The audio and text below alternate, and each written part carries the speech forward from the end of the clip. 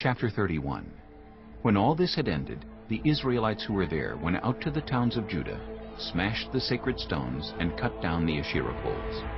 They destroyed the high places and the altars throughout Judah and Benjamin, and in Ephraim and Manasseh.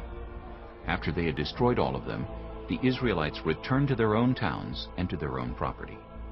Hezekiah assigned the priests and Levites to divisions, each of them according to their duties as priests or Levites, to offer burnt offerings and fellowship offerings, to minister, to give thanks, and to sing praises at the gates of the Lord's dwelling.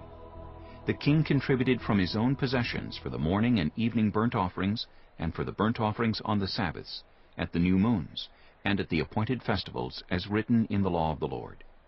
He ordered the people living in Jerusalem to give the portion due the priests and Levites, so they could devote themselves to the law of the Lord.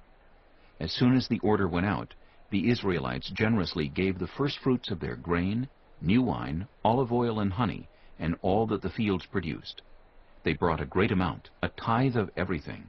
The people of Israel and Judah who lived in the towns of Judah also brought a tithe of their herds and flocks, and a tithe of the holy things dedicated to the Lord their God, and they piled them in heaps.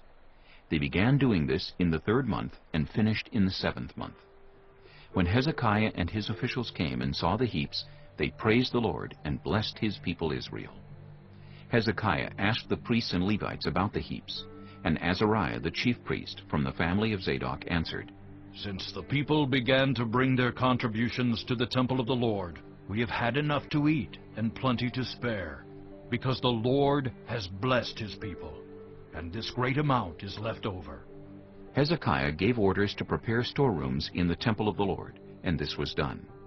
Then they faithfully brought in the contributions, tithes, and dedicated gifts. Conaniah, a Levite, was the overseer in charge of these things, and his brother Shimei was next in rank.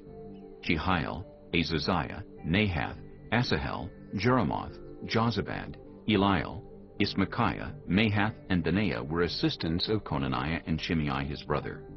All these served by appointment of King Hezekiah and Azariah the official in charge of the temple of God. Kori, son of Imnah the Levite, keeper of the east gate, was in charge of the freewill offerings given to God, distributing the contributions made to the Lord, and also the consecrated gifts.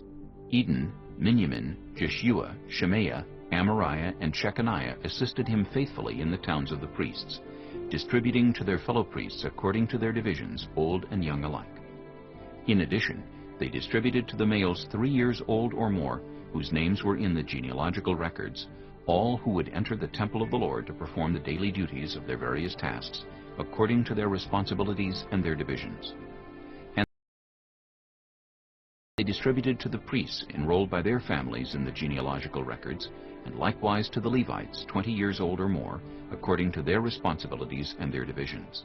They included all the little ones, the wives and the sons and daughters of the whole community listed in these genealogical records, for they were faithful in consecrating themselves.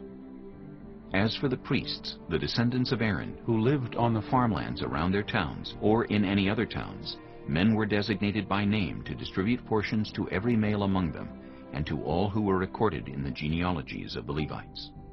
This is what Hezekiah did throughout Judah, doing what was good and right and faithful before the Lord his God. In everything that he undertook in the service of God's temple, and in obedience to the law and the commands, he sought his God and worked wholeheartedly, and so he prospered.